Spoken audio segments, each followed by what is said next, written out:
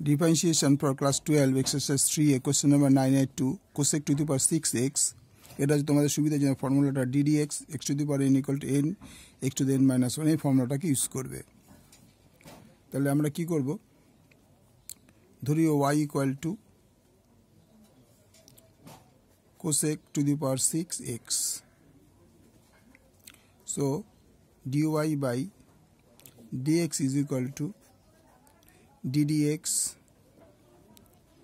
cosec 6 to the power 6x।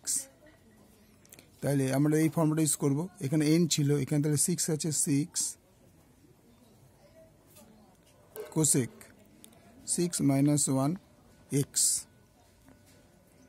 ঠিক আছে, ddx cosec x cosec x, এটাকে আমরা এই ফর্মুলা ব্যবহার করলাম। তারপরে cosec x আবার ডিফারেন্সিয়েশন, তাহলে এটা কি দাঁড়ায় 6 cosec to the power 5x into ddx এর differentiation cosec x cot x, cosec x into cot x। তাইলে আগে তো আমি তোমাদের বলে দিলাম যে ফর্মুলাটা কিন্তু এটা ইউজ করতে ফার্স্ট টার্মেই তোমার এই জিনিসটা করতে হবে, অর্থাৎ যেটা পাওয়ার থাকবে পাওয়ারটা এই ফর্মে করে সাজাবে, তারপরে যে এই জিনিসটাকে ddx আলাদা করে করতে হবে। এখানে আমরা কী করে 6টাকে আগে দিয়েছি, এটাকে -1 করেছি, আর এই ddx cosec x এটাকে আমরা এইভাবে দিয়েছি। এবার 6 হয়ে গেছে, এটা বিয়োগ করলে cosec to the power 5x। এবার এটা differentiation cosec x cot x, অর্থাৎ cosec x এর ডিফারেন্সিয়েশন হবে cosec x cot x।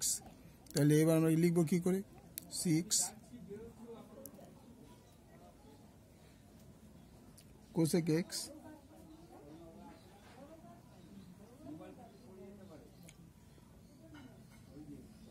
Minus হবে এখানে, তাহলে এই cosec x আছে, এখানটা মাইনাস দিয়ে দাও, cosec x minus cosec x cot x এর ডিফারেন্সিয়েশন। পরের স্টেপে তাহলে cosec to the power 5x, এই মাইনাসটা আগে দিয়ে দিই, minus cosec x cot x। এবার খেয়াল করে দেখো এখানে একটা cosec x আছে, এখানেও cosec 5টা আছে, তাহলে আমরা এই দুটোর বদলে কি লিখতে পারি, -6 cosec 5 plus 1 x into cot x। তাহলে কি দাঁড়ালো, -6 to the power x cosec x to the x into cot x।